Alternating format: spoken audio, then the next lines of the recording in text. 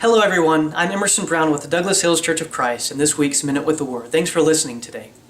My wife and I have been trying to read one Bible story a day to our son.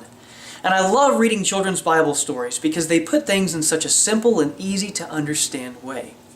Sometimes as adults, we like to complicate things more than they're intended to be, and unfortunately the Bible is no exception to that.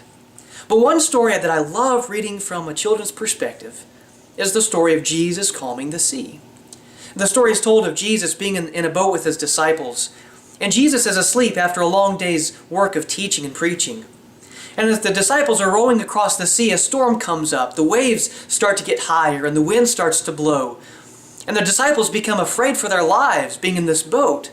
And so they cry out to Jesus, and they say, "Jesus, help us! Jesus, save us!"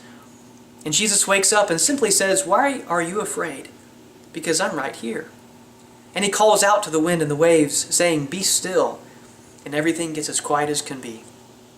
And so the disciples look at each other with amazement and say, "Who is this man that even the winds and the waves obey him?" To a small child, this story is very comforting because there are a lot of things that are out of their control. In a lot of cases, they are helpless. And it comforts them to know that there is someone who has the power to protect them, to comfort them whenever they are afraid.